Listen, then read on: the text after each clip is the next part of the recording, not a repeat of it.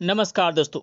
आज हम बात करेंगे कुछ ऐसे शब्दों की जो आप अक्सर टीवी पर, खबरों में या अखबारों में सुनते होंगे, खासकर जब देश की सुरक्षा या सीमाओं पर तनाव की बात आती है। ये शब्द है सर्जिकल स्ट्राइक, एयर स्ट्राइक और सीज फायर। चलिए शुरुआत करते हैं सर्जिकल स्ट्राइक से। सोचिए, जैसे एक डॉक्टर सर्जरी करता है। क्या करता है डॉक्टर? वो बिल्कुल सही जगह पर बहुत ही सावधानी से कट लगाता है ताकि बाकी शरीर को ज़्यादा नुकसान ना हो, है ना? सर्जिकल स्ट्राइक भी कुछ ऐसा ही है। यह एक प्लान्ड और सटीक सैन्य हमला होता है। इसका मुख्य मकसद दुश्मन के किसी खास ठिकाने को निशाना बनाना होता है।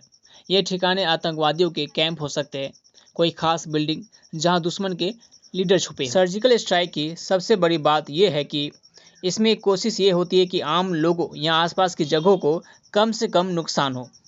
हमलावर टीम ऑपरेशन को इतनी सफाई से करती है कि टारगेट को ख़त्म करके वो जल्दी और सुरक्षित वापस आ सके। यह हमला अक्सर ज़मीन से किया जाता है, जहां कमांडो दुश्मन के इलाके में घुसकर अपना काम करते हैं, या फिर बहुत सटीक मिसाइलों या ड्रोन का इस्तेमाल किया जाता है। अब बात करते हैं एयर स्ट्राइक की। एयर स्ट्राइक नाम से ही साफ है, यह हमला हवा से किया जाता है। इसमें हवाई जहाज़ों, हेलीकॉप्टरों या ड्रोन का इस्तेमाल होता है ताकि दुश्मन के ठिकानों पर हमला किया जा सके। एयर स्ट्राइक का निशाना कोई बड़ा इलाका हो सकता है, जैसे दुश्मन का मिलिट्री बेस, गोला बारूद के बड़े भंडार, या कोई महत्वपूर्ण बिल्डिंग या इंफ्रास्ट्रक्चर जैसे पुल या सड़कें।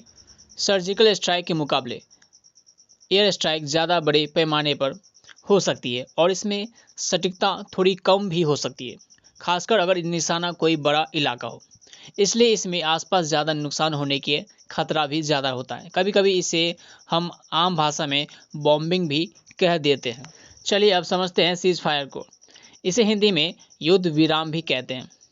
सीज फायर का सीधा मतलब है लड़ाई रोकना। जब दो या ज़्यादा देश या गुट आपस में लड़ रहे होते हैं तो वे कुछ समय के लिए लड़ाई को बंद कर देते हैं। इसी समझौते को सीज फायर कहते हैं। यह एक अस्थायी समझौता होता है। इसका मतलब यह नहीं है कि युद्ध बिल्कुल ख़त्म हो गया है या हमेशा के लिए शांति हो गई है। यह सिर्फ लड़ाई में एक ठहराव है। सीज फायर कुछ घंटों के लिए, कुछ दिनों के लिए या कभी कभी ज़्यादा समय के लिए भी हो सकता है, जो समझौते पर निर्भर करता है। सीज फायर क्यों किया जाता है? ताकि दोनों पक्ष बैठकर बातचीत कर सके और समस्या का हल निकाल सके। युद्ध वाले इलाकों में फंसे लोग तक खाना, दवाइयाँ और दूसरी ज़रूरी मदद पहुंचा सके, और घायल सैनिकों या नागरिकों को सुरक्षित बाहर निकाला जा सके।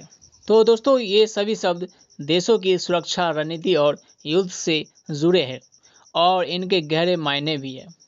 इन्हें समझना हमें दुनिया भर में होने वाली घटनाओं को बेहतर ढंग से समझने में मदद करता है। उम्मीद है आपको सर्जिकल स्ट्राइक, एयर स्ट्राइक और सीज फायर का मतलब अच्छे से समझ में आ गया होगा। मिलते हैं दोस्तों अब अगले वीडियो में।